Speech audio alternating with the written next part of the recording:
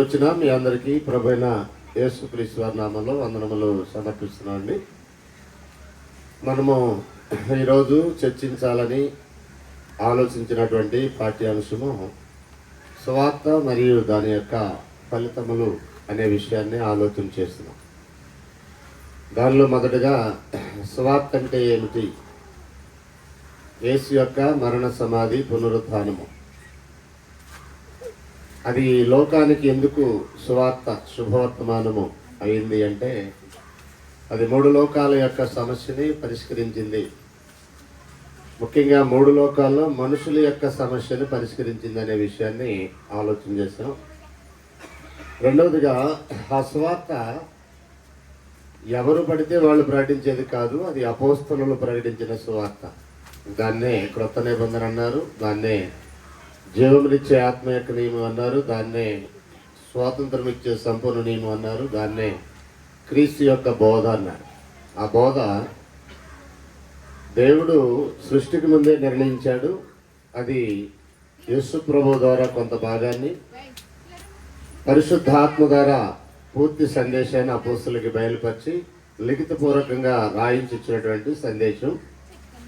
అదొక పరిపూర్ణమైనటువంటి ఆఖరి దైవ సందేశం. ఇంకా తర్వాత దేవుడు ఎవరితో ఏమీ ప్రత్యేకంగా మాట్లాడేదేమీ లేదు. ఆయన మాట్లాడాలనుకున్నదంతా కూడా బైబిల్లో మాట్లాడేశారు. బైబిల్ సంపూర్ణమైన దేవుని గ్రంథం. ఇది మొదటి శతాబ్దంలో అపోస్తలులు బ్రతికుండగానే పూర్తి చేయబడినటువంటి గ్రంథం. ఎవరైనా దేవునికి సమీపస్తులు కావాలంటే ఈ గ్రంథము ద్వారానే తప్ప ఇంక వేరే మార్గం లేదు, కళ్ళలో దర్శనాల్లో చెప్పేది లేదు అనే విషయాన్ని మనం ఆలోచన చేసాం. మూడవది, సువార్త యొక్క ఫలితాల్లో మొట్టమొదటిది, దేవుడు విశ్వమానవాళ్ళని సువార్త ద్వారానే పిలుస్తున్నాడు. మనము ఏ నూతన నిబంధన అయితే సువార్త అంటున్నామో ఆ నూతన నిబంధన ప్రకటించబడుతుంది అంటే ప్రకటించబడేది అక్కడ సువార్త అయితే మనుషులకు దేవుడు ఆహ్వానం పలుకుతున్నాడు. ఇందులో భేదమేమీ లేదు. ఇందులో దేశ భేదం కానీ, కుల భేదం కానీ, మత భేదం కానీ, వర్గ భేదం కానీ ఏమీ లేదు. సర్వలోక మానవాళికి సువార్త ద్వారానే తన ఆహ్వానాన్ని దేవుడు తెలియజేస్తున్నాడు. అందుకనే శిష్యులకి ప్రభువారు ఆజ్ఞాపించిన ఆజ్ఞల్లో మత్తయి సువార్త 28వ అధ్యాయము 18వ వచనం 19వ వచనం చదివినప్పుడు, పరలోకమందును భూమి మీదను నాకు సర్వాధికారి ఇవ్వబడినది, మీరు సమస్త జనులను శిష్యులుగా చేయండి అని అన్నాడు. మార్కు సువార్త 16వ అధ్యాయము 15-16లో మీరు సర్వలోకములకు వెళ్ళి సర్వ సృష్టికి ప్రకటించండి అన్నాడు. కాబట్టి సర్వలోకానికి దేవుడు సువార్త ద్వారా ఆహ్వానం పలుకుతున్నాడు, సువార్త ద్వారా ఆహ్వానం పంపుచున్నాడు అనే విషయాన్ని మనం గ్రహించాలి. సువార్తకు వెలుపల నన్ను ప్రత్యేకంగా పిలిచారని ఎవరైనా ఒకవేళ చెప్పినట్లయితే వారిని మనం నమ్మకూడదు. అలా నమ్మటం వలన వారితో పాటు మనకు కూడా నష్టం కలుగుద్దనే విషయాన్ని మనం ఉదయం ఆలోచించాం. మధ్యాహ్న కాల సమయంలో ఒక విషయాన్ని నేను ఉదయం మీకు జ్ఞాపకం చేసి ఆపాను, టైం లేక. ఇప్పుడు దాన్ని కంటిన్యూ చేద్దాం. సువార్త చేసే గొప్ప ఫలితాల్లో గొప్ప దీవెనకరమైనది ఏంటంటే చీకటిలో ఉన్న మనుషులని వెలుగులోనికి రప్పించింది. సువార్త చేసే ఘనకార్యం ఏంటంటే చీకటిని వెలుగుని వేరుపరుస్తుంది, చీకటి సంబంధులను వెలుగు సంబంధులుగా మారుస్తుంది. దురాత్మ శక్తుల మధ్య జీవిస్తున్నటువంటి మనుషులను దేవుని వైపుకి, వెలుగు వైపుకి, సత్కార్యాల వైపుకి, నీతి వైపుకి మళ్ళిస్తుందనే విషయాన్ని మనం సువార్త చేసే ఘనకార్యంగా చూడొచ్చు. అపోస్తలుల కార్యం అది మనం చదవలేదు, కానీ టైం లేక ఇప్పుడు చదువుదాం. 26వ అధ్యాయము 16-18 వచనాలు చదువుదాం. అపోస్తలుల కార్యములు 26వ అధ్యాయం 16-18. నీవు నన్ను చూచున్న సంగతిని గుర్చి, నేను నీకు కనబడబోవు సంగతిని గుర్చి నిన్ను పరిచారకునిగాను సాక్షునిగాను నియమించడికే కనబడి ఉన్నాను. నీవు లేచి నీ పాదములు మోపి నిలువు. నేను ఈ ప్రజల వలన అన్ని జనుల వలన హాని కలగకుండా నిన్ను కాపాడేదను. వారు చీకటిలో నుండి వెలుగులోనికి, సాతాను అధికారములో నుండి దేవుని వైపుకి తిరిగి నా యందలి విశ్వాసం చేత పాపక్షమాపణ పరిశుద్ధపరచబడే వారిలో స్వాస్థ్యం పొందినట్లు వారి కన్నులు తెరచుటకై నేను నిన్ను వారి యొద్దకి పంపెదనని చెప్పాను. సువార్త ప్రకటించడానికి ప్రత్యేకంగా నేను నియమించబడ్డాను. నన్ను దేవుడు ప్రత్యేకంగా కోరుకున్నాడు. అన్యజనులకి అపోస్తలులుగా ఉండడానికి దేవుడు నన్ను ఏర్పాటు చేస్తున్నాడని పౌలు తన పత్రికల ద్వారా అనేక సందర్భాల్లో తెలియజేశారు. సువార్త ప్రకటించడం నా విధి, నా కర్తవ్యం. సువార్త ప్రకటించకపోయినట్లయితే నాకు శ్రమ అని ఉద్ఘాటించాడు కొరింథీయులకి పత్రిక రాస్తూ.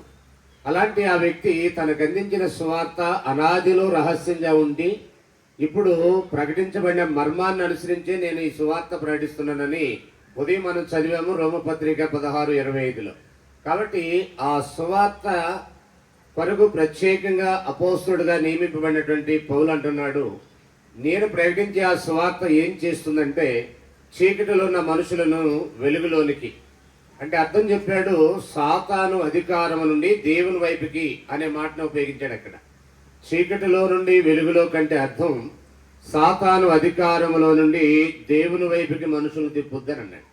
సువార్త సాధించే విజయం, సువార్త చేసే గొప్ప ఘనకార్యం చీకటిలో ఉన్న మనుషులను వెలుగులోనికి నడిపిస్తుంది అన్నాడు. క్రైస్తవులని ఏమని బైబిల్ చెప్తుందంటే వారి యొక్క రాజు అయినటువంటి ప్రభు వారిని గురించి ప్రవచన రూపంలో ముందుగానే ఒక విషయాన్ని చెప్పాడు. ఏమంటున్నాడు చూడండి, మత్తయి సువార్త 5:16. మత్తయి సువార్త 5 14 నుంచి చదివితే ఒక విషయం ఇక్కడ తెలియజేస్తాడు. మీరు లోకమునకు వెలుగై ఉన్నారు అని అన్నాడు.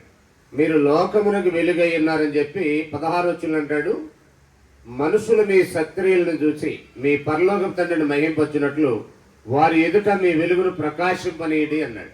అంటే వెలుగును ప్రకాశింపనీయటం అంటే దాని అర్థం ఏంటి? మీరు లోకానికి వెలుగై ఉన్నారంటే దాని అర్థం ఏంటి? లోకము ఏ స్థితిలో ఉంది? క్రీస్తును నమ్మినటువంటి దేవుని పిల్లలు ఏమై ఉన్నారు లోకానికి అనేది చెప్తున్నాడు. లోకం ఏ స్థితిలో ఉందంటే చీకటిలో ఉంది.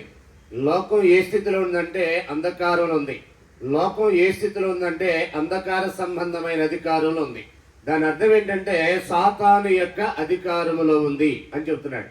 ఉదయం మనం చూసాం లోకాధికారి, ఉదయం మనం చూసాం లోకరాజ్యాలన్నీ నా స్వాధీనంలో ఉన్నాయి, ఉదయం మనం చూసాం అవి నేను ఎవరికి ఇవ్వాలనుకుంటే వారికి ఇస్తానని అపవాది అన్నట్టుగా మనం ఉదయం చూసాం. మళ్ళీ నేను అక్కడికి వెళ్ళబోట్లేదు, కానీ లోకం అంధకారంలో ఉంది, లోకం సాతాను అధికారంలో ఉంది, లోకం సాతాను యొక్క కబంధ హస్తాల్లో బంధించబడి ఉన్నది. ఇలాంటి పరిస్థితుల్లో క్రీస్తు యొక్క అనుచరులు లేదంటే క్రీస్తుని వెంబడించేవారు, క్రీస్తుని నమ్మేవారు ఏమై ఉంటారంటే చీకటిలో ఉన్న ప్రజలకి వెలుగై ఉంటారు. వెలుగై ఉండాలంటే ముందు వీళ్ళు వెలుగై ఉండాలి. ఎవరికో వెలుగు చూపించాలంటే ముందు మనం వెలుగై ఉండాలి, మనం వెలిగింపబడి ఉండాలి. నువ్వు చీకటిలోంచి వెలుగులోకి వచ్చావంటే ఒక దుర్మార్గం నుండి సన్మార్గానికి వచ్చావు, ఒక తప్పుడు జీవితం నుండి మంచి జీవితంకి వచ్చాం, ఒక పాపపు జీవితం నుండి ఒక మంచి పరిశుద్ధమైన మార్గంలోకి వచ్చాం. ఇక్కడ చీకటి అనేది పాపానికి, దుర్మార్గానికి, దుష్టత్వానికి, దుర్నీతికి, అక్రమానికి, అన్యాయానికి, అవమానకరమైనటువంటి జీవన విధానానికి సింబాలిక్ గా ఉంది. వెలుగు అనేది మంచికి, సన్మార్గానికి, అనేక సత్యానికి, నీతికి, నిజాయితీకి సింబాలిక్ గా వాడబడినటువంటిది వెలుగు. ఒకసారి యేసు చెప్పిన ఈ మాటలో మీరు లోకానికి వెలుగై ఉన్నారని చెప్పిన వెంటనే 16 అంటాడు, మీ సత్క్రియల ద్వారా మీ వెలుగును ప్రకాశింపనీయడం అన్నాడు. అంటే వెలుగంటే దేంట్లో కనబడుద్ది? వెలుగు ఎక్కడ ప్రకాశించుద్ది? వెలుగు మనలో ఉన్నట్టుగా ఎలా రుజువు అవుతుంటది? మనలో ఉన్న వెలుగును ఎలాగ ప్రకాశింపజేయాలి అని మనం ఆలోచన చేసినప్పుడు అక్కడ అంటాడు, చాలా క్లియర్గా చెప్తున్నాడు, సత్క్రియల ద్వారా వెలుగు ప్రాకస్ అవుద్ది. అంటే చెడ్డ క్రియల ద్వారా చీకటి ఫోకస్ అయితే సత్క్రియల ద్వారా వెలుగు ఫోకస్ అవుతాయి. అంటే నీలో ఉన్న వెలుగు ఇతరులకి పంచాలంటే నువ్వు సత్క్రియలు చేయాలి. సత్క్రియలు అనేది ఇంగ్లీష్లో ఏమన్నాడంటే గుడ్ వర్క్స్ అన్నాడు. గుడ్ న్యూస్కి రిజల్ట్ ఏంటంటే గుడ్ వర్క్స్. అంటే సువార్తకి ఫలితం ఏంటంటే అది గుడ్ న్యూస్ అన్నావు కదా సువార్త అంటే, దాని యొక్క రిజల్ట్ ఎలా ఉంటుందంటే గుడ్ న్యూస్కి గుడ్ వర్క్స్ అనేవి రిజల్ట్. అందుకని అక్కడ ఏమన్నాడంటే సత్క్రియల ద్వారా మనుషులు మీ సత్క్రియలను చూసి మీ పరలోకపు తండ్రిని మహింపరచునట్లు వారి ఎదుట మీ వెలుగును ప్రకాశింపనీయండి అని అన్నాడు. అంటే మంచి పనులు చేయడం ద్వారా వెలుగు ప్రకాశించుద్ది అనే విషయాన్ని మాట్లాడాడు. ఇక్కడ సింపుల్ గా మనం అర్థం చేసుకోవడానికి కొన్ని వచనాలు చదువుదాం. కొరింథీయులకు రాసిన 2వ పత్రిక 6వ అధ్యాయము 14వ వచనం. కొరింథీయులకు రాసిన 2వ పత్రిక 6వ అధ్యాయము 14వ వచనం. చీకటిలో నుంచి వెలుగులోకి వెళుతున్నామంటే అర్థం దుర్నీతిలో నుండి నీతి వైపుకి మళ్ళుచున్నాము అన్నాడు. అవిశ్వాసములో నుండి విశ్వాసం వైపుకి మళ్ళుతున్నాము అన్నాడు. సాతాను వైపు నుండి దేవుని వైపుకి వెళుతున్నాము అని అర్థం. చదువుదాం ఒకసారి. కొరింథీయులకు రాసిన 2వ పత్రిక 6వ అధ్యాయం 14 నుండి. మీరు అవిశ్వాసులతో విజ్ఞుడుగా ఉండొకటి, నీతికి దుర్నీతితో ఏమి సాంగత్యం, వెలుగునకు చీకటితో ఏమి పొత్తు అన్నాడు. అంటే వెలుగుకి చీకటికి ఏం పొత్తు అన్నాడంటే అర్థం ఏంటి? నీతి దుర్నీతికి మధ్య ఉన్నటువంటి వ్యత్యాసం అది. వెలుగంటే నీతి, చీకటి అంటే దుర్నీతి. నీతికి దుర్నీతితో ఏమి సాంగత్యం అన్నాడు, వెలుగునకు చీకటితో ఏమి పొత్తు అని అన్నాడు. అంటే అర్థమవుతుందా? వెలుగంటే ఏంటి? నీతి. చీకటి అంటే ఏంటి? అక్కడ దుర్నీతి. అంటే సువార్త చేసేది ఏంటంటే దుర్నీతి బంధకాల్లో, దుర్నీతి అనే అక్రమ జీవితంలో పొర్లుతున్నటువంటి వ్యక్తిని సువార్త తాకినట్లయితే, వారి హృదయంలో సువార్త ప్రచురిల్లినట్లయితే, వారి మనోనేత్రాల్ని సువార్త వెలిగించినట్లయితే, యుగ సంబంధమైన దేవత ఆ మనోనేత్రాలు వెలిగించకుండా అడ్డుపడకుండా సువార్త ప్రకాశ్ వారిని తాకినట్లయితే దుర్నీతిలో ఉన్నటువంటి వ్యక్తి నీతిమంతుడిగా మారుతాడు. ఈ మాట అనగానే ఒక ఆవిడ అంది, సువార్తకు లోబడిన చాలా మంది దుర్నీతి పరులుగా బతుకుతున్నారు మా ఊర్లో. ఆదివారం రాగానే తెల్ల సీర కట్టుకొని వెళ్తారు, సోమవారం రాగానే పంపు దగ్గర వాళ్ళ యొక్క వ్యవహారం అంతా ఇంత ఉండదు, చాలా భయంకరమైన బూతులు హత్యాల నోటికి అదేమి వెలుగండి అని అడిగింది. నేను అంటున్నాను, నిజంగా నీకు సువార్త తాకినట్లయితే నీ జీవితం వెలుగుమయం అవ్వాలి. నిజంగా సువార్త నిన్ను తాకినట్లయితే దుర్నీతి బంధకాలు నిన్ను విడిపించాలి, దాని నుండి నువ్వు విడిపించబడాలి. దుర్నీతి బంధకాలనే కట్లు తెంచివేయబడాలి. నిజంగా అలా జరిగినప్పుడే సువార్త నిన్ను తాకినట్టు. అదే చెప్తున్నాడు ఇక్కడ. ఏం చెప్తున్నాడు అంటే మళ్ళొకసారి, అవిశ్వాసులతో విజ్ఞుడుగా ఉండకుడి, నీతికి దుర్నీతి ఏమి సాంగత్యం, వెలుగునకు చీకటితో ఏమి పొత్తు, క్రీస్తునకు బెలియాలతో ఏమి సంబంధం, విశ్వాసి పాలెక్కడిది, దేవుని ఆలయమునకు విగ్రహములతో ఏమి పొందిక, మనము జీవము గల దేవుని ఆలయమైనాము, అందుకు దేవుడు ఇలాగ సెలవిచ్చున్నాడు, నేను వారిలో నివసించి సంచరింతును, నేను వారికి దేవుడునై ఉన్నాను, వారి నా ప్రజలై ఉన్నారు, కావున మీరు వారి మధ్య నుండి బయలువెడలి ప్రత్యేకంగా ఉండి అపవిత్రమైన దాన్ని ముట్టుకుడని ప్రభు చెప్పుచున్నాడు. మరియు నేను మిమ్మల్ని చేర్చుకుందును, మీకు తండ్రినయ్యేందును, మీరు నాకు కుమారులను కుమార్తెలయ్యేందునని సర్వశక్తి గల ప్రభు చెప్పుచున్నాడు. అంటే ఇక్కడ చాలా క్లియర్ చెప్తున్నాడు, పరిశుద్ధుడైన దేవునితో సత్సంబంధం, సహవాసము, ఆయన ప్రజలుగా, ఆయన పిల్లలుగా, ఆయన ప్రజలుగా ఆయన దేవుడై ఉంటాడు, ఆయన పిల్లలుగా మనకి ఆయన తండ్రి అయి ఉంటాడు. ఇదంతా కూడా సువార్త చేసే గొప్ప కార్యం. దేవుడు నీకు దేవుడై ఉండాలంటే సువార్తకు విధేయ చూపాలి. దేవుడు నీకు తండ్రి అయి ఉండాలంటే సువార్తకు విధేయ చూపాలి. సువార్తకు విధేయ చూపడం ఎలా రుజువు అవుతుందంటే చీకటిలోంచి వెలుగులోకి రావటం. దాని అర్థం ఏంటంటే దుర్నీతి నుండి నీతి వైపుకి రావటం. దేవుడు ఆది నుండి ఏ ఎదురు చూస్తున్నాడంటే నీతిమంతుల కొరకు. జలప్రళయానికి ముందున్న ప్రజలను చూసినప్పుడు దేవుడు హృదయంలో నొచ్చుకున్నాడు, ఎందుకు అసలు ఈ నరజాతిని సృష్టించానని. వారి హృదయం యొక్క తలంపులను కేవలం చెడ్డదని దేవుడు చూసి యెహోవా తన హృదయంలో నరులను చేసినందుకు సంతాపమునందెను అంటాడు ఆదికాండం 6వ అధ్యాయము. మీరు 3, 4, 5 వచనాలు చదివితే. అయితే ఆ కాలంలో దేవుడు కోరుకున్నటువంటి నీతిని కాస్త గురుతో ప్రదర్శించిన వ్యక్తి నోవాహు. ఆదికాండం 6:9 అంటాడు, ఈ తరములో నీవే నా ఎదుట నీతిమంతుడివి, నిందారహితుడివై ఉన్నావు అనే మాటని ఉపయోగించాడు. తర్వాత జలప్రళయానికి తర్వాత మరొక ఉగ్రత సొదొమ గొమొర్రాకి వచ్చినప్పుడు లోతుని తప్పించడానికి ఏం చూశాడు దేవుడు అని అంటే నీతి. అంటే ప్రారంభం నుంచి దేవుడు ఎదురు చూసేది ఏంటి? మనుషుల్లో నీతి, న్యాయం అనేది ఆది నుండి ఎదురు చూస్తున్నాడు. ఇర్మియా గ్రంథంలో 9వ అధ్యాయం 24వ వచనంలో అంటాడు, ఇర్మియా గ్రంథం 9వ అధ్యాయం 24వ వచనంలో దేవుడు మనుషుల్ని చేసిన తర్వాత భూమి మీద ఆయన నీతి న్యాయములు స్థాపించేవాడై ఉన్నాడు, జరిగించేవాడై ఉన్నాడు. ఆయన అలాంటి వాడని ఎరిగి ఆయన ఏందో ఆనందించాలి. అది ఆయనకు కూడా ఆనందించే కార్యం. ఒకసారి చదువుదాం. ఇర్మియా గ్రంథం 9:24. అతిశయించువాడు దేనిని బట్టి అతిశయించవలనంటే భూమి మీద కృప చూపుతూ నీతి న్యాయములు జరిగించున్న యెహోవాను నేనే అని నన్ను పరిశీలనగా తెలుసుండను బట్టి అతిశయించవలను. అట్టి వాటిలో నేను ఆనందించేవాడనని యెహోవా సెలవిస్తున్నాడు.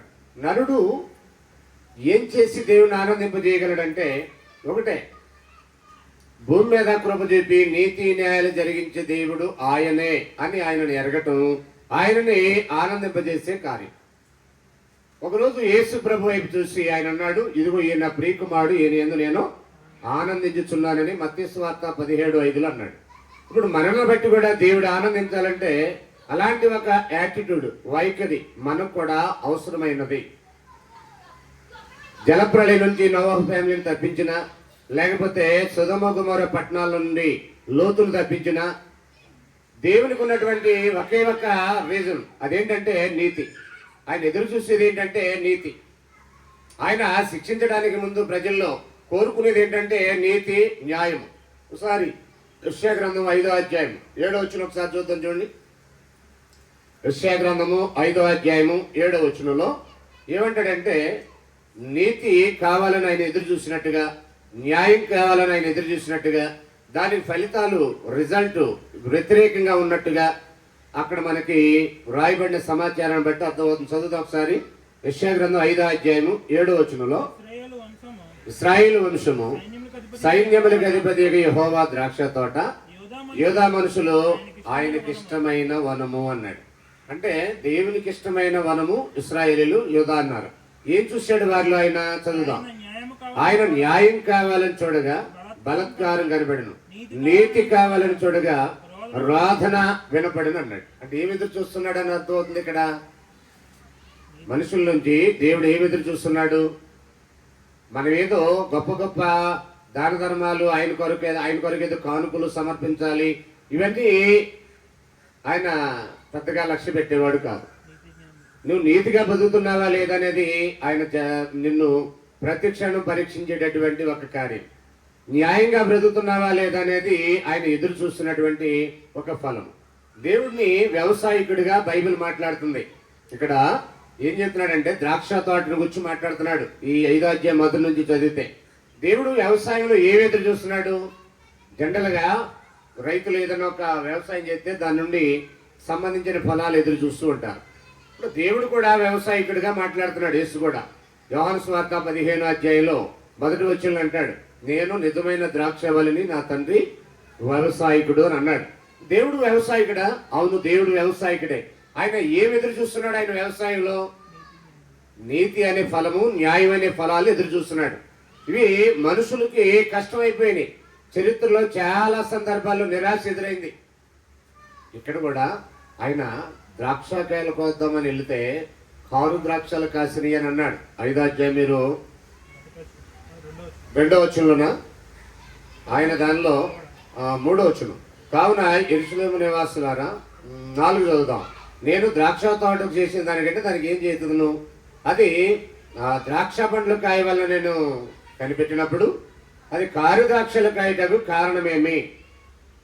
అక్కడ అంటాడు, ఒక రైతు ఒక వ్యవసాయం సంబంధించినటువంటి విషయంలో ఎన్ని శ్రద్ధలు అయితే తీసుకుంటాడో అవన్నీ నేను తీసుకున్నాను, అయినా అది కారు ద్రాక్షాలు కాయటకు కారణమేమి అని అంటున్నాడు. ఈ సందేశం కూడా బబులోను చెరకు వెళ్ళక ముందే, బబులోను చెరకు ఇంకా ఇశ్రాయేల్ని పంపక ముందే దేవుడు వారి నుంచి ఎదురు చూసినటువంటి ఆశని, దానికి ఆయనకి నిరాశ ఎదురైంది.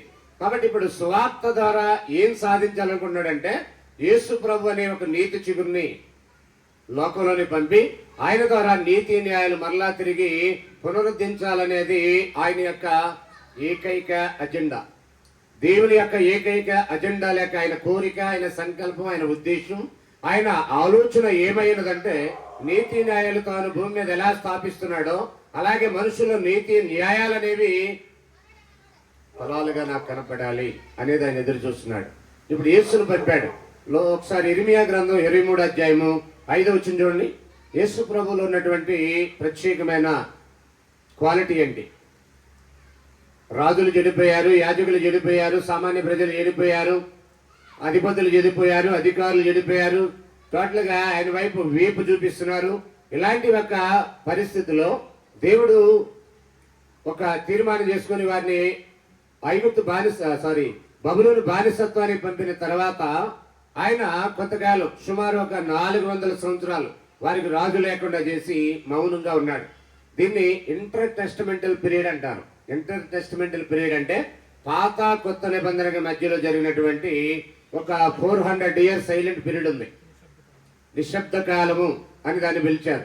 ఆ కాలంలో దేవుడు ఏ ప్రవక్తతో ఏ విషయాలు ఇశ్రాయేలుతో పంచుకోలేదు. వారి బబులోను చెరకు పంపిన తర్వాత ఒక 400 ఇయర్స్ అయిన తర్వాత దేవుడు ఒక మరలా వ్యవసాయం చేయటం ప్రారంభిస్తున్నాడు. ఆ వ్యవసాయం ఎవరితో స్టార్ట్ చేస్తున్నాడో చెప్తున్నాడు ఇక్కడ. ఆ తోట నరికివేయబడింది. ఇజ్రాయేల్ అనే తోట, యూదా అనే వనం నరికివేయబడింది. దాని కాపలా తీసివేశాడు. ఫలితంగా నెబుకద్నెజరు వచ్చి ఆ ఇశ్రాయేల్ ప్రజల్ని బానిసలుగా తీసుకుని వెళ్ళటం, యెరూషలేము పట్టణాన్ని తగలవేయటం, మందిరాన్ని తగలబెట్టడం, మందిరంలో బంగారం అంతా దోచుకుని వెళ్ళి, ఇదంతా దినవృత్తాంతాలు 2వ గ్రంథం 36 అధ్యాయాలు కనబడుతుంది. ఆఖరిగా ఆ రాజు అయిపోయిన తర్వాత ఇంకా వారికి రాజు లేడు. ఇప్పుడు ఏం చేయాలి? ఆయన దావీదుకు వాగ్దానం చేశాడు, సూర్యుడున్నంత వరకు నీ రాజ్యం ఉంటుందని, చంద్రుడున్నంత వరకు నీ రాజ్యం ఉంటుందని. ఆ వాగ్దానం ప్రకారం ఇప్పుడు ఒక రాజు కావాలి, నీతి న్యాయాలు స్థాపించే రాజు కావాలి. తన పాలనలో నీతి న్యాయాలు ఉత్పత్తి అవ్వాలి. తన పాలనలో నీతి మరలా పునరుద్ధరించబడాలి.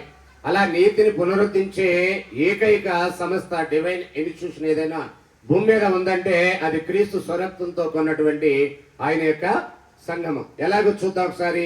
ఇర్మియా గ్రంథం 23వ అధ్యాయము 5వ వచనం.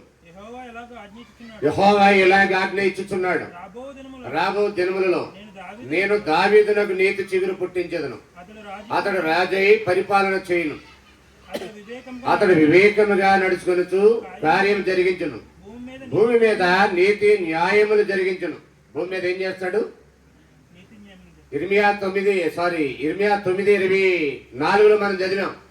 23లో ఏమంటాడంటే, నీ కలిగిన ఆస్తిని బట్టి అతిశయించమాక, నీ కలిగిన బట్టి సౌందర్యాన్ని బట్టి అతిశయించమాక, నీ కలిగిన బలగాన్ని బట్టి అతిశయించమాక, దేవుని బట్టి అతిశయించు. భూమి మీద కృప చూపుతూ నీతి న్యాయములు జరిగించున్న యెహోవాని ఎరిగి అతిశయించు అని అన్నాడు. ఇప్పుడు అది ఎక్కడ జరిగిందంటే చరిత్రలో నిరాశ ఎదురైంది. మరలా తిరిగి అది ఎక్కడ స్టార్ట్ అవ్వాలంటే మరలా యేసు ప్రభు ద్వారా స్టార్ట్ అవ్వాలి. ఏమన్నాడు అక్కడ? 23:5 యెహోవా ఇలాగ సెలవిచ్చుచున్నాడు, రాబో దినములలో నేను దావీదునకు నీతి చిగురు పుట్టించెదను, అతడు రాజై పరిపాలన చేయును, అతడు వివేకముగా నడుచుకొనుచు కార్యం జరిగించును, భూమి మీద నీతి న్యాయములు జరిగించును. ఎవరి రాజు? ఎవరి సిగురు?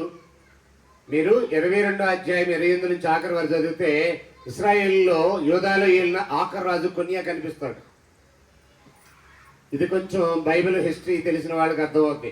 ఇశ్రాయేల్కి ఐక్యరాజ్యంలో 3 రాజులు ఉన్నారు. విభాగింపడిన రాజ్యంలో 39 మంది రాజులు ఉన్నారు. విభాగింపడిన రాజ్యంలో యూదా రాజ్యంలో 20 మంది, ఇశ్రాయేల్ రాజ్యంలో 19 మంది. యూదా రాజ్యంలో 19వ వాడు కొన్యా. సిద్కియా ఆ తర్వాత బబులోను కింద రాజు అవుతాడు. అయితే యెరూషలేములో యూదాలో ఆఖరి రాజు ఎవరంటే సిద్కియా కాదు, కొన్యా.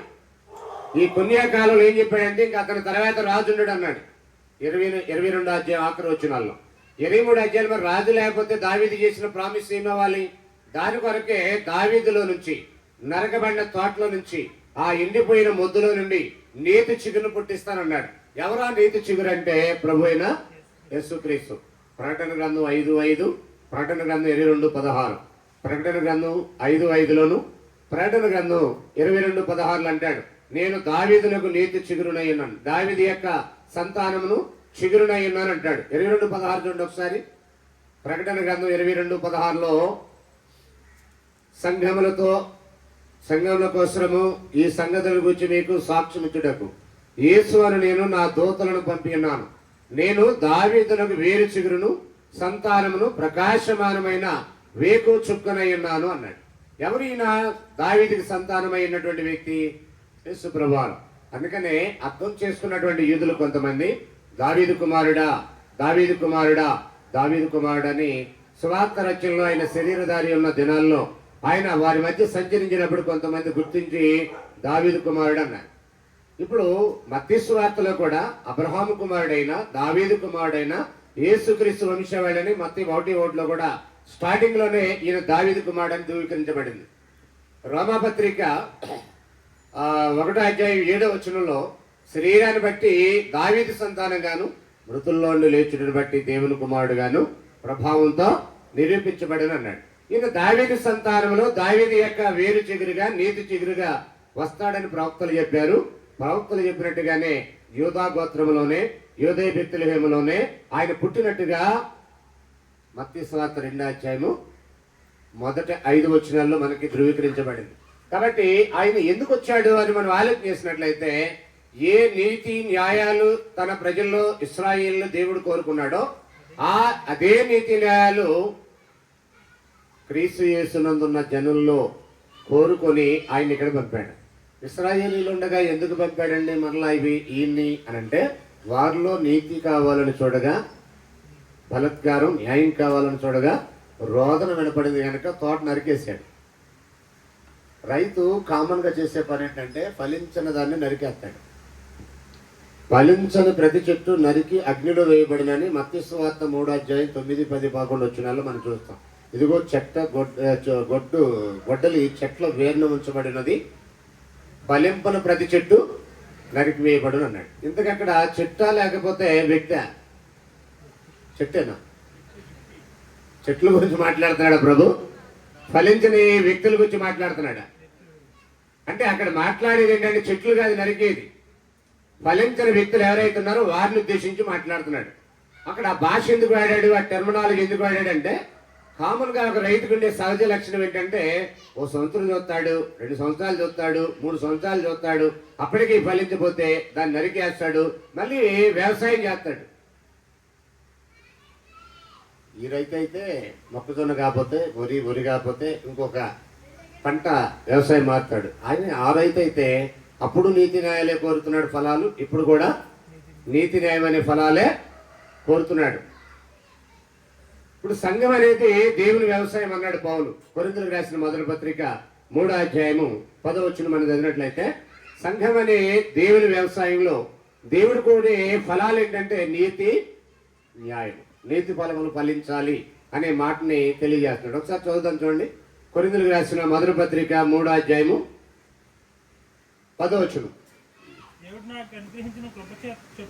దేవుడు నాకు అనుగ్రహించిన కృప చొప్పున నేను నేర్పరైన శిల్పకారుని వలె పునాది వేసితిని, మరి ఒకడు దాని మీద కట్టుచున్నాడు. ప్రతివాడు దాని మీద ఎలా కట్టబడుచున్నాడో జాగ్రత్తగా చూసుకునే వాళ్ళని అన్నాడు. ఇక్కడ జాగ్రత్తగా ఒక మాట ఆలోచించేయండి. 9 వచ్చిన చూడండి ఒకసారి. 9 వచ్చిన ఉంటుంది అనమాట చూడండి ఒకసారి. 3:9. మేము దేవుని జత పని వారమైనాము, మీరు దేవుని వ్యవసాయమును దేవుని గృహమునై ఉన్నారు అన్నాడు. దేవుని వ్యవసాయము దేవుని గృహము. ఎవరు దేవుని వ్యవసాయము? సంఘము దేవుని యొక్క వ్యవసాయం. ఏం ఎదురు చూస్తున్నాడు ఆయన? కొరింథీయులకు రాసిన 2వ పత్రిక 9 కొరింథీయులకు రాసిన 2వ పత్రిక 9 10 ఒకసారి చదువుదాం. కొరింథీయులకు రాసిన 2వ పత్రిక 9:10. విత్తువానికి విత్తనమును తినుటకు ఆహారమును దయచేవాడు దేవుడు. మీకు విత్తనము దయచేసి విస్తరింపజేసి మీరు ప్రతి విషయంలో పూర్ణౌధార్య భాగ్యము గలవారన్నట్లు మీ నీతి ఫలములు వృద్ధి పొందించును. మీ నీతి ఫలములు అంటే ఆయన ఏమి ఎదురు చూస్తున్నాడు? ఎప్పుడైనా నీతి న్యాయములు. ఆ రోజు ఇశ్రాయేలు ఎదురు చూసింది అదే. ఆయనకి అక్కడ నిరాశ ఎదురైంది. మరలా తిరిగి వ్యవసాయం చేస్తున్నాడు. తోట అయితే నరికాడు, నెబుకద్నెజరును పంపాడు, ఎండిపోయింది తోట. దావీదు యొక్క మొద్దుల నుండి చిగురుగా మరొక వ్యవసాయం స్టార్ట్ చేశాడు. ఆ చిగురు ఎవరంటే ప్రభు యేసు. నేను నిజమైన ద్రాక్షవల్లిని, నా తండ్రి వ్యవసాయకుడు అని అన్నాడు. అదే కదా. మరొకసారి చదువుతాను చూడండి. యోహాను సువార్త 15 రండి. యోహాను సువార్త 15 చీకట్లో నుంచి వెలుగులోకి అంటే అర్థం ఏంటంటే, దుర్నీతి వైపు నుండి నీతి వైపుకి వెళ్ళటం, అన్యాయం వైపు నుండి న్యాయం వైపుకి వెళ్ళటం, దుర్మార్గంలో నుండి సన్మార్గానికి రావటం, అక్రమం అన్యాయం నుండి సక్రమంగా జీవించడానికి, న్యాయంగా బ్రతకడానికి రావటం. ఇది చీకట్లో నుంచి వెలుగులోకి రావటం అంటే అర్థం. చదువుదాం. కొరింథీయులకు యోహాను సువార్త 15:1 నేను నిజమైన ద్రాక్షవల్లిని, నా తండ్రి వ్యవసాయకుడు. నాలో ఫలింపును ప్రతి తీగను ఆయన తీసి పారవేయును. ఫలించు ప్రతి తీగ మరి ఎక్కువగా ఫలింపవలని దానిలోని పనికిరాని తీగను తీసివేయను అన్నాడు. ఆయనలో ఫలించడం అంటే ఆయన ఏమై ఉన్నాడని చదివాం 23:5. నీతి చిగురు. అంటే ఈ ద్రాక్షవల్లికున్న ప్రత్యేకత ఏంటి? ద్రాక్షవల్లికున్న ప్రత్యేకత ఏంటి? నీతి. దానితో అంటుకట్టబడితే ఏమి రావాలి? అంటుకట్టడం అంటే మీకు ఐడియా ఉందా? మామిడి మొక్కల్ని అంటుకడతారు, మల్లె మొక్కలను కూడా అంటుకడతారు. తెలుసా మీకు? రైతులను అడిగితే చెప్తారు, మామిడి మొక్కల్ని మల్లె మొక్కల్ని అంటుకడతారు. మామిడి మొక్క బంగిని పిల్లి అంటుకడితే రసాలు వస్తాయా? బంగిని పిల్లి అంటుకడితే బెంగిని పిల్లి వస్తుంది. మల్లె మొక్క అంటుకడితే మల్లెపూలు వస్తాయా, బంతి పూలు వస్తాయా? మల్లెపూలు వస్తాయి. మరి యేసుతో అంటుకట్టబడితే నీతి చిగురైన యేసుతో అంటుకట్టబడితే నీతి అనే ఫలం రావాలా, దుర్నీతి అనే ఫలం వస్తుందా? చెప్పాలి. యేసుతో పుకారు సాతానుతో షికారు చేస్తే రావయి. పొద్దున్న లేచిన కాడి నుంచి యేసుతో పుకారు, యేసే మా దేవుడు, యేసే మా ప్రభు, యేసే మా రక్షకుడు అంటారు. అసలు ఆయనకున్న బాధ్యతలు ఏంటో, ఆయన ఎవరో, ఏమై ఉన్నాడు, ఇవేమీ అర్థం కాకపోయినా పొద్దున్న లేచిన కాడిని ఆయన్ని జపం చేస్తారు. కానీ ఆయన చెప్పింది చేయరంట. లూకా 6:46 అంటాడు. లూకా సువార్త 6:46 ఏమంటాడంటే, నేను చెప్పిన మాట ప్రకారం మీరు చేయకుండా ప్రభువా ప్రభు నన్ను పిలిచడు ఎందుకు అన్నాడు. ఏంటి ఇది ఒక రకం ఉంటుందా? ఇట్లాంటి వాళ్ళు కూడా ఉంటారా? ఆయన చెప్పింది చేయరండి. అసలు ఆయన ప్రభువా ప్రభు అంటారు. ఎందుకంటారు అలాగా? వాళ్ళ అవసరాల కోసం. ఆయన ఏదో తేలుతాడని అన్నారు, వాళ్ళు అన్నారు, వీళ్ళు అన్నారు, ఆయన దగ్గరికి వెళ్తే ఏదో జరుగుతుంది అన్నారు కదా. కాబట్టి ఏదో ఏ పుట్లో ఏముందో రాయెత్తి పోలా, అలాంటి ఒక స్వార్థం. అలాంటి స్వార్థంతో ఆయన చెప్పింది ఏంటనేది అసలు పట్టించుకోరు. ఆయన చెప్పింది చేస్తున్నాను, నాకు నచ్చింది చేస్తున్నాను అనే ఆలోచన ఉండదు. ఎంతవరకు వీళ్ళకి ఏది నచ్చినా చేసుకుంటూ వెళ్తారు. కానీ పొత్తులు వేసిన కాడి నుంచి ఆయన పేరే జపం చేస్తారు. ఆయన పేరు ఎత్తకుండా పూటగాడదు. కానీ ఆయన చెప్పింది ఏది చేయరు. అది అన్నాడు, నేను చెప్పిన మాట ప్రకారం మీరు చేయక ప్రభు ప్రభు అని నన్ను పిలుచుట ఎందుకన్నాడు. నిజంగా మీకు అర్థమైతే మల్లె మొక్క కడితే మల్లెపూలు రావాలి, మామిడి మొక్క కడితే మామిడికాయలే రావాలి, దాంట్లో బత్తకాయలు రావు, ఇంకేరే కాయలు రావు. మామిడిలో కూడా ఏ జాతి మామిడి కడితే ఆ జాతి కాయలే వస్తాయి. అది ఎంత సత్యమో, నీ జీవితం యేసుతో అంటగట్టబడినట్లయితే, నీతి చిగురైన యేసుతో అంటగట్టబడినట్లయితే భూమి మీద ఆయన ఏం స్థాపించాలని అన్నాడు? భూమి మీద యేసు వారు ఏం స్థాపిస్తాడని ఇర్మియా 23:5 అంటుంది? నీతి న్యాయం. ఒకవేళ నీతి న్యాయం అనేది నీ జీవితంలో లేదంటే నీకు యేసుకి ఏ సంబంధం లేదు. సింపుల్ అనమాట. దాని పెద్ద థియరీ అక్కర్లా.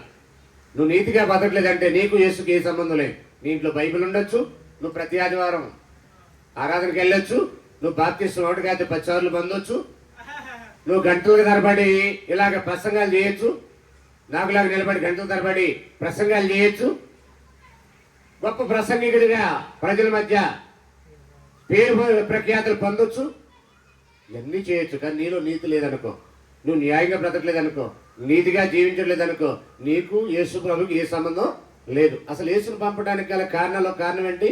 నీతిని స్థాపిస్తాడని. దేవుని యొక్క ఆశ ఏంటి? భూమి మీద నీతి న్యాయాలు స్థాపించడం ఆయన యొక్క పని. చదివాం కదా మనం, భూమి మీద కృప చూపుతూ నీతి న్యాయాలు జరిగించుతున్న యెహోవా అని 29:24 చదివాం.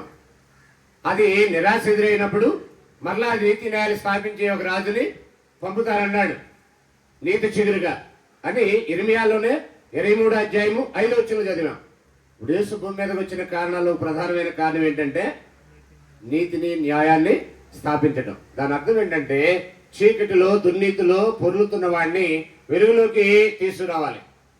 వెలుగులోకి తీసుకురాటువంటి నీతి వైపుకి, న్యాయం వైపుకి తీసుకురావాలి. స్వార్థ సాధించే విజయం ఏంటంటే దుర్నీతి బంధకాల్లో చిక్కుకున్న వాడిని నీతిమంతుడిగా చేయటం. అన్యాయం అక్రమాలతో జీవించేవాడిని న్యాయంగా బ్రతికేలాగా చేయటం, దోపిడీగాడిగా దొంగగా ఉన్న వాడిని సన్మార్గ వైపుకి మళ్లించడం, ఇది సువార్త సాధించేటటువంటి విజయం. రెండు సువార్త ప్రకటిస్తే మత మార్పిడి కాదండి జరిగేది, మనస్సు మార్పిడి. అన్యాయంగా బ్రతికేవాడు న్యాయంగా బ్రతుకుతాడు, దుర్నీతిగా బ్రతికేవాడు నీతిగా బ్రతుకుతాడు, పాపంలో బ్రతికేవాడు పరిశుద్ధుడిగా జీవిస్తాడు, ఇతరులను దోచుకునేవాడు ఇతరులకి పంచిపెడతాడు. దోచుకునేవాడు కాస్త ఎలా మారుతాడంటే ఇతరులకి పంచిపెడతాడు. చూడండి ఒకసారి ఎఫెసీ పత్రిక క్రైస్తవుడు పనిచేయటానికి గల ఉద్దేశాల్లో ఒక ప్రధానమైంది ఏమిటి అని అంటే, జనరల్గా చెప్తారు, ఏంటయ్యా మీరు ఎంత కష్టపడుతున్నారు, ఇంత వ్యాపారం ఉద్యోగం ఇదంతా ఏంటనంటే, వాళ్ళు ఉన్నారు కదండి, పిల్లల్ని ఏదో ఒక దారి చేయాలి కదండి, భార్యకి ఏదో దారి చూపించాలి కదండి, వృద్ధాప్యులు నాకు కూడా ఏదో ఒక ఆధారం కావాలి కదండి, కాదు ఇప్పుడు కాదు ఇంకెప్పుడు కష్టపడతామండి, ఇప్పుడు కాదు ఇంకెప్పుడు చేస్తామండి అని కామన్గా చెప్తారు ఎవరైనా. అంతేనా? భార్యనో పిల్లలనో తననో తన భవిష్యత్తులో లేకపోతే వృద్ధాప్యులు తన అవసరాలు ఇవన్నీ దృష్టిలో పెట్టుకొని చేయక తప్పదండి, ఇప్పుడే చేయాలి కదా ఇంకెప్పుడు చేస్తాం అని మాట్లాడతారు. కానీ క్రైస్తవుని అడిగితే వాటన్నిటికంటే మరొక ముఖ్యమైన బాధ్యత ఉంది. అదేంటో చూడండి ఒకసారి ఎఫెసీ పత్రిక 4వ అధ్యాయము, ఎఫెసీలకు రాసిన పత్రిక 4వ అధ్యాయము 28వ వచనం, 27-28. అపవాదికి చోటీకుడి దొంగిలి వాడికి మీదడు దొంగిలెక్క అక్కర గల వారికి పంచిపెట్టుటకు వీలు కలుగు నిమిత్తము తన చేతులతో మంచి పని చేస్తూ కష్టపడవాలను. చెడ్డ పనులు చేసి పంచిపెట్టకూడదా అంటే తప్పు లేదు, ఒకరిని దోచుకొచ్చి ఇంకొకటి పెట్టడం అని ఒక నినాదం ఉంది లోకంలో. ఉన్నవాడిని కొట్టి లేనివాడికి పెట్టు అని ఒక నినాదం ఉంది, కమ్యూనిస్టుల యొక్క నినాదం. దానికోసం కొన్ని పోరాటాలు చేస్తుంటారు. మరి రియల్ కమ్యూనిస్ట్ అలా చెప్పలా.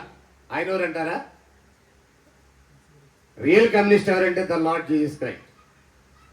కమ్యూనిస్ట్ అనేది అద్భుతమైన పదం అండి. కమ్యూనియన్ అనే దాంట్లో నుంచి కమ్యూనిస్ట్ అనే వర్డ్ వచ్చింది. కమ్యూనియన్ అంటే ఒకరి సమృద్ధి మరొకరికి సహాయపడటం అండి. అది అద్భుతమైనటువంటి ఆలోచనే. ఆ ఆలోచనకి ఈ ప్రపంచంలో ఆజ్యం పోసి పునాదులు వేసి దాన్ని పెంచి పెద్ద చేసిన వాడు యేసు ప్రభు. అలాంటి ఒక అత్యున్నతమైన బోధ చేసిన వాడు యేసు ప్రభు. అందుకనే నువ్వు ఉద్యోగం ఎందుకు చేస్తున్నావు సురేష్, వ్యాపారం ఎందుకు చేస్తున్నావు సురేష్ అంటే, భార్య 2 పిల్లలు ఉన్నారు మీకు తెలుసుగా బ్రదర్, 2 ఆడపిల్లలే, వాళ్ళు ఏదో దారి చేయాలిగా అని చెప్తాడు, కామన్ అది. కానీ అక్కరగలవాని సహాయం చేయాలిగా బ్రదరు. మరి చేయాలంటే నేను చేతులతో కష్టపడి మంచి పని చేయాలి కదా బ్రదరు. మంచి పని నేను చేయకపోతే సోమరిపోతులా అనుకుంటే ఎవరికైనా అక్కరగలవా నేనేం చేస్తాను, నాకే ఎవరైనా చేయాల్సిన పరిస్థితి ఏర్పడుతుందిగా బ్రదరు అని చెప్పాలి. అంతేనా? పుచ్చుకొనుట కంటే ఇచ్చుడు ధన్యమని ప్రభు అన్నాడు. అప్పుడు నువ్వు పుచ్చుకునేవాడిగా కాకుండా ఇచ్చేవాడిగా ఉండాలంటే ఏం చేయాలి ప్రసాద్? కష్టపడి చేతులతో మంచి పనులు చేయాలి. దేని కొరకంటే భార్య బిడ్డల కొరకే కాదు, దేని కొరకంటే నీ కొరకే కాదు, దేని కొరకంటే నీ వృద్ధాప్య జీవితం కొరకే కాదు, దేని కొరకంటే నీ భార్య నీ కుటుంబ సభ్యుల కొరకే కాదు, దేని కొరకంటే అక్కరగలవానికి సహాయం చేయడానికి కష్టపడి మంచి పని చేయవలను. సువార్త సాధించే విజయం ఏంటంటే ఇలాంటి నీతి కార్యాలు సత్కార్యాలు. మనుషులు మీ సత్క్రియలను చూసి మీ పరలోక తండ్రిని మహిమపరుస్తారన్నాడు కదా, ఆ సత్క్రియలు చేసే వ్యక్తిగా మారుస్తుంది సువార్త. చెడ్డ కార్యాలు చేసేవాడిని మంచి కార్యాలు చేసే వ్యక్తిగా రూపాంతరం చెందేలా చేసేది సువార్త. ప్రారంభ శతాబ్దంలో ఇది జరిగింది. ఒకసారి మనం గ్రంథం చదివితే ఈ విషయం మీకు అర్థమవుతుంది. అక్కడే ఒక మాట చదువుతాం చూడండి, 5వ అధ్యాయం 8వ వచనం. ఎఫెసీ పత్రిక 5వ అధ్యాయం 8-9 వచనాలు చదువుతున్నాను. 5వ అధ్యాయం 8-9. మీరు పూర్వమందు చీకటి ఉన్నారు, ఇప్పుడైతే ప్రభునందు వెలుగై ఉన్నారు. వెలుగు యొక్క ఫలము చదువును అక్కడ. ప్రభునందు వెలుగై ఉన్నారు అనేది ఎలా చూద్దంటే, వెలుగు యొక్క ఫలము సమస్త విధములైన మంచితనము నీతి సత్యమను వాటిలో కనబడుచున్నది అని అన్నాడు. వెలుగు ఫలం ఎలా ఉంటదంటే, మల్లెపువ్వు ఎలా ఉంటది, మల్లెపువ్వు యొక్క ఫలాలు ఎలా ఉంటాయి, మామిడి ఫలాలు ఎలా ఉంటాయి చూడగానే అర్థమవుతాయి. మరి వెలుగు ఫలాలు ఎలా ఉంటాయి, అవి ఎలా కనపడతాయి? సమస్త విధమైనటువంటి మంచితనము నీతి సత్యం అనే వాటిలో వెలుగు ఫలాలు కనిపిస్తాయి అన్నాడు. మనం వెలిగించబడ్డామనడానికి ఇవే ఫలాలు. నీతిగా బ్రతకటం. మనం వెలిగించబడ్డామనడానికి ఇవే ఫలాలు.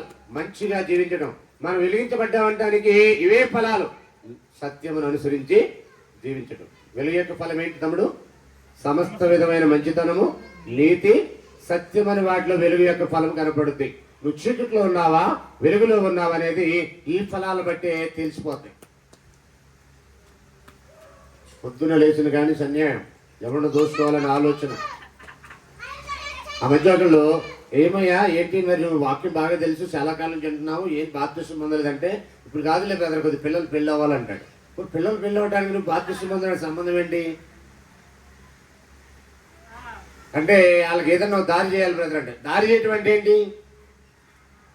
అబద్ధాలు ఆడి అన్యాయం చేసి అక్రమంగా సంపాదించి వాళ్ళని దారి చేసి అప్పుడు వస్తాడంట నీతి మార్గంలోకి. అంటే ఈయనకి అర్థమైంది చేసేది అన్యాయం, అక్రమని. ఇతరులు ఏమైపోయిన పర్లా, నేను నా పిల్లలు బాగుండాలి. లోకంలో మనుషుల యొక్క ఆలోచన ఎలా ఉందంటే, మనం చేసే పని వల్ల ఇతరులకు నష్టం జరుగుతుందా, అన్యాయం జరుగుతుందా, అక్రమం జరుగుతుందా, అది ఉద్యోగంలో కానీ, వ్యవసాయంలో కానీ, వ్యాపారంలో కానీ ఎవరికైనా నష్టం జరుగుతుందా అని ఆలోచన చేయాలి.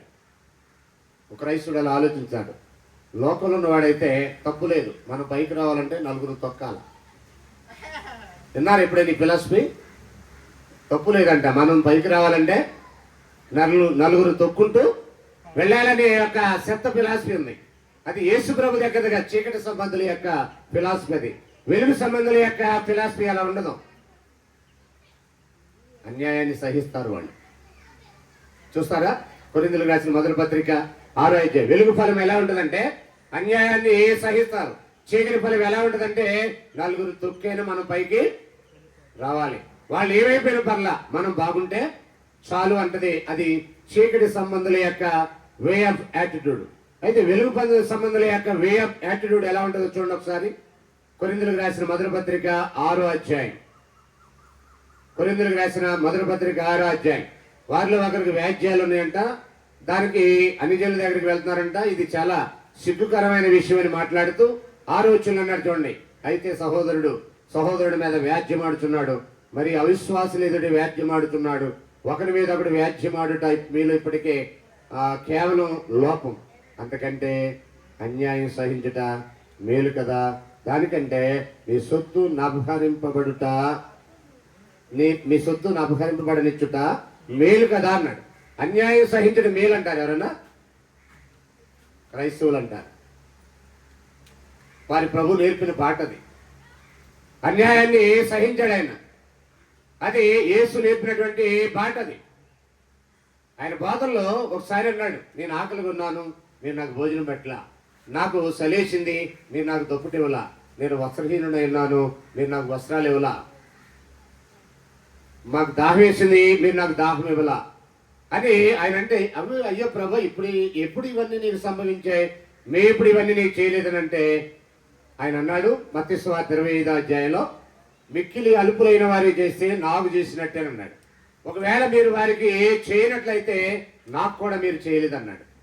చూస్తారు ఒకసారి మత్తయి సువార్త 25వ అధ్యాయం. మత్తయి సువార్త 25వ అధ్యాయం ఒకసారి చూడండి.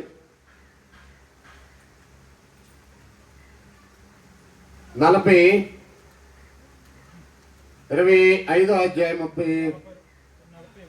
40 డైరెక్ట్ చదివేద్దాం, అదంతా టైం లేదు మనకి. 40 నుంచి చదువుదాం. అందుకు రాజు, మిక్కిలి అలుపులైన నా సహోదరుల్లో ఒకరికి మీరు చేసిదిరి కనుక నాకు చేసిద్రని నిశ్చయముగా మీతో చెప్పుచున్నానని వారితో అని. అక్కడ ఏం చెప్తున్నాడంటే, నాకు చేయాలని మీరు అనుకుంటే మిక్కిలి అలుపులైన వారు చేస్తే నాకు చేసినట్టే అన్నాడు. జనరల్గా ఒక విషయాన్ని ఆలోచిద్దాం ప్రాక్టికల్గా. ఒక స్త్రీ ఆయన కొరకు ఆహారం వండింది. ఆవిడ పేరు మార్తా. మరి ఆయన సోదరులు ఉన్నారు కదా. ఒక ఆవిడేమో ఆయన దగ్గర వాక్యం వింది, మరొక ఆవిడేమో ఆయనకి భోజనం సిద్ధం చేసింది. ఇప్పుడు మనకి ఏమైనా ఆయనకి భోజనం చేసే అవకాశం ఉందా? మనందరికీ వీళ్ళు ఈ మీటింగ్ ఏర్పాటు చేసిన కుటుంబం భోజనాలు ఏర్పాటు చేశారు కదా. యేసు ప్రభుకి మీలో ఎవరైనా భోజనం పెట్టగలరా అని అడుగుతున్నా నేను. అంటే ఫోటో దగ్గర ప్రతి క్రిస్మస్ పెడుతున్నామండి అని అంటారా? అంటే చాలా మందికి అదొక పిచ్చి. క్రిస్మస్ రాగానే యేసుప్రభు అని ఒక సినిమా యాక్టర్ బొమ్మ పెట్టి ఆ బొమ్మ దగ్గర వీళ్ళు వండుకున్న పిండి వంటలు తీసుకొచ్చి కొద్ది కొద్దిగా ఫోటో ముందు పెడతారు. ఫోటో తింటదా? అదొక పిచ్చి అనమాట. అంటే ఇంకా వాళ్ళు ఏమి మారామని జనాలు చెప్తున్నారు. వాస్తవానికి మార్పులు ఏమి ఒకటి జరిగితే అప్పుడు ఒక బొమ్మలు ఉండేవి, ఇప్పుడు కొత్త బొమ్మలు వచ్చినాయి. అంతేనండి రావు గారు? అప్పుడు రకమైన బొమ్మలు ఉండేవి, ఆ బొమ్మల స్థానంలో ఇంకో రకమైనటువంటి కొత్త బొమ్మలు వెలిచాయి, అంతే. అదే మార్పు, అంతకుమించి జీవితంలో ఇంకే మార్పు జరగలేదు. అలాంటి వాళ్ళు ఏం చేస్తారంటే డిసెంబర్ 25కి ఈ జనవరి 1కి స్పెషల్ వంటలు వండుకొని ఆ ఫోటో దగ్గర కొద్ది పెడతారు తీసుకెళ్ళి, చచ్చినోళ్ళకి పెట్టినట్టు. చచ్చినోడు కూడా ఫోటోల ముందు పెడతారు కదా. బతికుండగా ముద్దు పెట్టపోయినా బతికుండగా ముద్దు పెట్టరు అమ్మ నాన్నకి, కానీ చచ్చాక మాత్రం ఫోటో దగ్గర అక్కడ కొంత అన్నం పెడతారు. ఇదొక రకమైనటువంటి యాక్టింగ్ అనుకోండి. సరే, అలాంటి యాక్టర్స్ ఎవరైనా ఆయనకి అలా పెట్టొచ్చాం, అయినా ఆయన తినే పరిస్థితి కాదు, ఆయన ఇప్పుడు శరీరంలో లేడు. తర్వాత ఇంకొక ఆవిడ పాదాల దగ్గర కూర్చొని కన్నీళ్లతో పాదాలు కడిగిందంట. మనకు అలాంటి అవకాశం ఏమైనా ఉందా? లేదు కదా. ఇంకొక ఆవిడ అత్తరుతో పాదాలు కడిగిందంట. అలాంటి అవకాశం ఏమైనా ఉందా? అత్తరుతో పాదాలు కట్టడం కానీ, కన్నీళ్లతో పాదాలు కట్టడం కానీ, ఆహారం పెట్టడం కానీ ఇలాంటి చేయగలమా? అరిమత్తె యోసేపు అని ఒక ఆయన కొరకు ఒక సమాధి ఇచ్చేసాడంట. యాక్చువల్గా అది యేసు కొరకు తొలిపించలేదు, ఆ సమాధి తన కొరకే తొలిపించుకున్నాడు యోసేపు. కానీ యేసు చనిపోయినప్పుడు ఆ సమాధి ఆయనకి ఇచ్చేసాడు. ఇప్పుడు మనం అలాగే చేయగలమా? ఫోన్ చేసినా కానీ ఆయన వస్తాడా? రాతి సమాధి కాదు, నువ్వు బంగారు సమాధి కట్టినా మళ్ళీ శరీరంలోకి వచ్చేది లేదు, మళ్ళీ ఒకసారి చనిపోయి ఆ బంగారు సమాధిలోకి వెళ్ళేది లేదు. స్వామి వివేకానంద 18వ శతాబ్దం అయిపోయిన తర్వాత అమెరికా దేశానికి వెళ్ళి హిందుత్వానికి వచ్చినటువంటి కొన్ని పాఠాలు అక్కడ చెప్తూ దాంట్లో యేసు ప్రభుని గురించి కూడా మాట్లాడాడు ఆయన. అమెరికా వాళ్ళకి ఒకవేళ మెప్పు పొందాలని వాళ్ళ ద్వారా కొంత మెప్పు పొందాలని చేశాడు, లేక నిజంగానే ఆయనకు అర్థమై చేశాడు నాకు తెలియదు. కానీ ఒక మాట ఉన్నాడు ఆయన. ఏమన్నాడంటే, ఆ కాలంలో స్త్రీలు అత్తరుతో పాదాలు కడిగారు, కన్నీళ్లతో కడిగారు. నేను ఒకవేళ ఆ కాలం పుట్టుంటే నా రక్తంతో ఆయన పాదాలు కడిగేవాడిని, యేసుప్రభు అంత గొప్పవాడని చెప్పాడు. ఇండియాలో చెప్పలే మాట, అమెరికా టూర్లో చెప్పాడు స్వామి వివేకానంద. ఆయన చరిత్ర మీరు చదివితే మీకు అర్థమవుతాయి. 18వ శతాబ్దం ఎండ్ అయి 19వ శతాబ్దం ప్రారంభం నుంచి ఆయన చరిత్ర మనకి కనపడుద్ది. స్వామి వివేకానంద గురించి మీరు గూగుల్లో సెర్చ్ చేసినా ఆయన హిస్టరీ కనపడుద్ది. రక్తంతో పాదాలు కడగాలని ఆయనకున్నా కడిగే అవకాశం ఉందా? లేదు. మరి ఎలా చేయగలవు ఆయనకి? ఆయన అదే చెప్పాడు, మిక్కిలి అల్పులైన వారు చేస్తే నాకు చేసినట్టే. ఇశ్రాయేల్ కూడా జ్ఞానం సొలొమోను ద్వారా మాట అన్నాడు. ఏమన్నాడు తెలుసా? పేదలను కనికరించేవాడు యెహోవాకి అప్పించేవాడు అన్నాడు.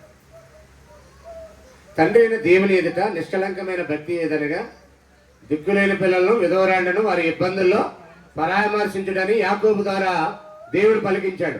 అంటే ఈ కార్యాలు చేసేవాడిగా తయారవుతాడు. ఒక చెడ్డ హృదయం కలిగిన వాడు, దుర్నీతిలో ఉండేవాడు, అన్యాయంగా జీవించేవాడు, ఎప్పుడు ఎవరిని దోచుకుందామని ఎదురు చేసేవాడు కాస్త ఎలా మార్పు చెందుతాడండి?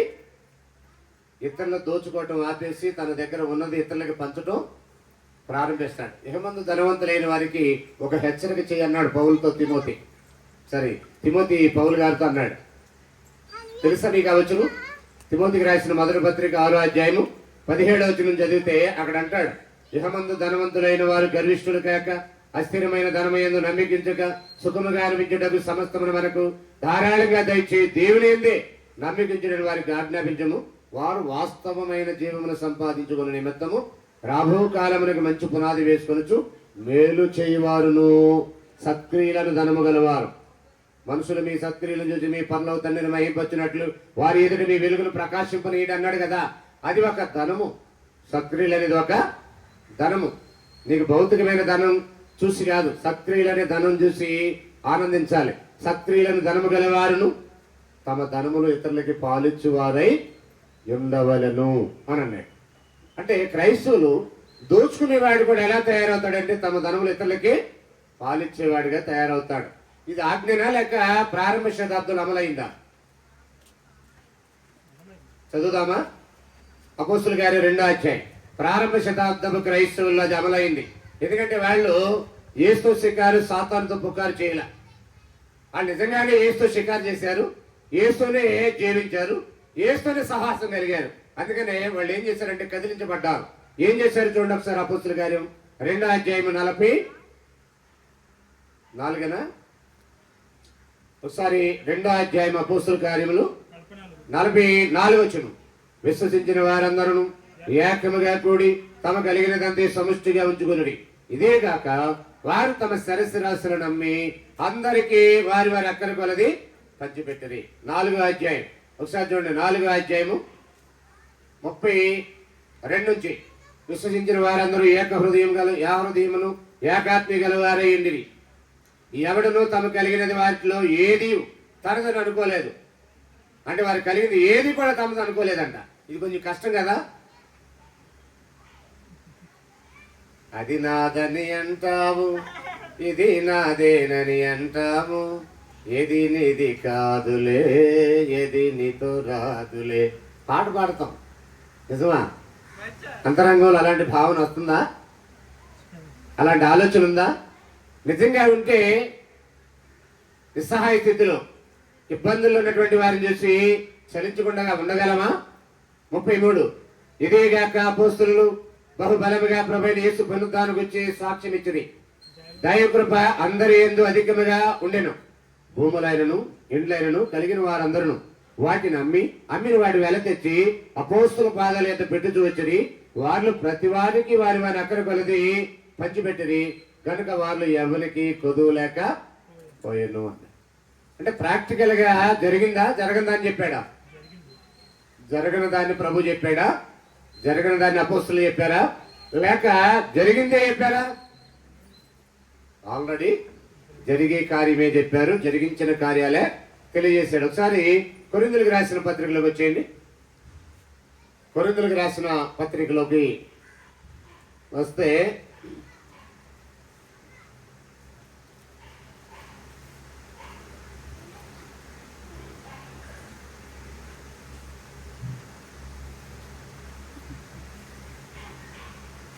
రెండో పత్రిక, కొరింథీయులకు రాసిన 2వ పత్రిక 8వ అధ్యాయము 14-15 చూడండి.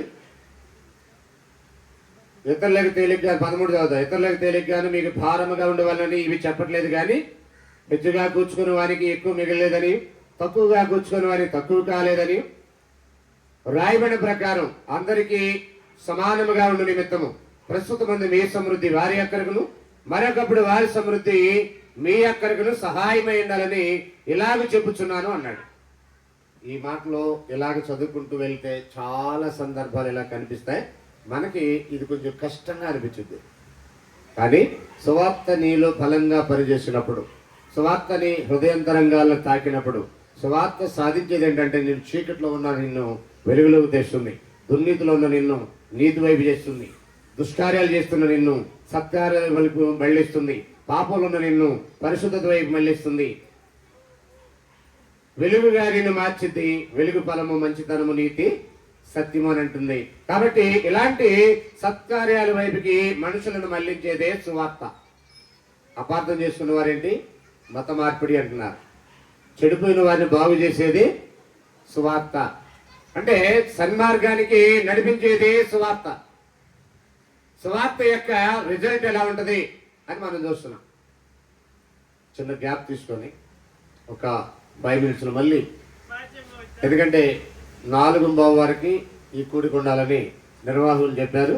కాబట్టి మంచినీళ్ళు ఎవరన్నా ఇచ్చేళ్ళుంటే సప్లై చేయండి.